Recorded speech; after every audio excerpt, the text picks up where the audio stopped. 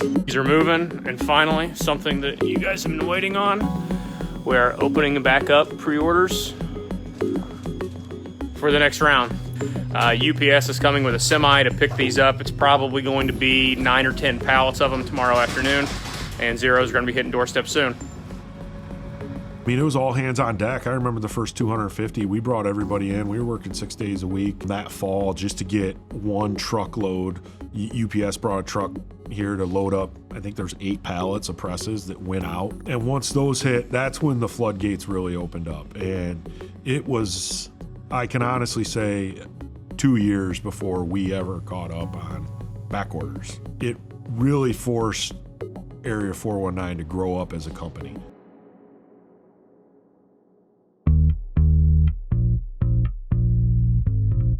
We were building a new building at the time. We'd already ordered the new building before the first press even was assembled and shipped to a customer. So when we moved into the new building, we went from 4,000 square feet to 18,000 square feet.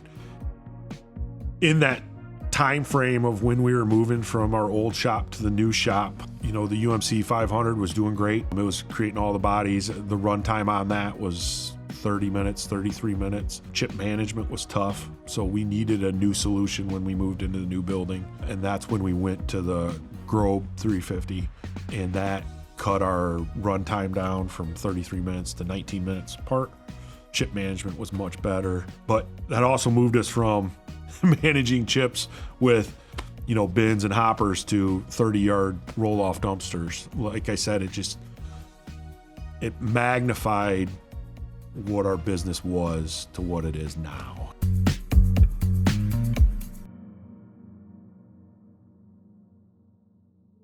I think the Zero took our 5-year plan and turned it into a 3-month plan. You know, everybody in manufacturing looks at automation. You know, how do we get there? For us, it was as simple of, it was a need. We had instead of purchasing another $1 million machine, it is, how do we get that $1 million machine to have a spindle spin 24 hours a day versus, you know, a single shift of 6 hours, 8 hours a day. A lot of our parts for the Zero are not used in bar fed parts. We had a lot of slug feeding parts. So that was our first introduction to automation. We got a cobot in here. Instead of loading entire bars, we were able to load single pieces into the machine and unload. Then it pushed us into, well, how do we automate the 5th axis machine, the Grobe? Because that was our last machine in our facility that had zero automation. I mean, that was strictly hand loaded.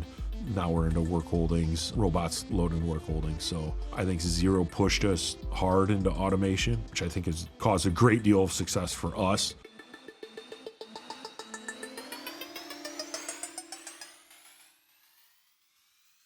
From our aluminum, we were buying all of their plate stock out that they had. We were getting them cut into plate at the time. And then, you know, this was all during COVID too. I mean, we released that at the beginning of COVID, and we were fine for that year, 2020, because no one else was working, or they were buying presses, but they weren't necessarily working. So it allowed us to have access to stuff. But then when everybody came back up online, there was a backfill of want need that really started taxing the suppliers. So we ran into that with Thompson. It felt like we were going to pull an Ocean's 11 skit where drive on down to Mexico, take over their Tijuana facility and take all their shafts they had down there.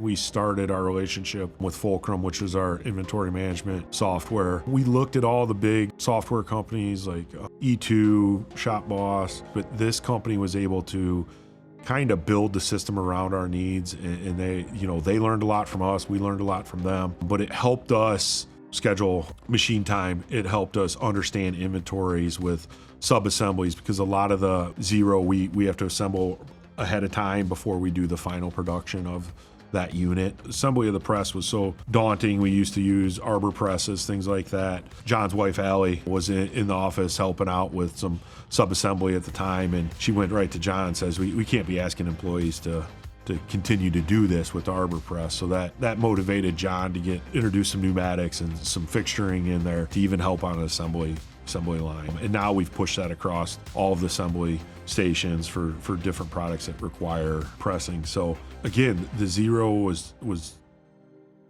instrumental in just moving us from what we known to what we didn't know, and just it made us a better company. Sitting here 5 years ago, if you told me we were going to sell 5,000 of these things, I would have called you crazy. I mean, I called the people crazy online. I certainly didn't believe the people saying that we weren't going to sell any, but if there was also people in there saying you're going to sell 10,000 of these things in 5 years, I would have called them crazy as well. First of all, I wouldn't have guessed we could make that many, but kudos to our manufacturing and production team. It's no secret that we're not afraid to buy machines, and good ones, but it's really the people out on the floor that keep those things running day in and day out that allow us to keep stuff like this in stock on a daily basis.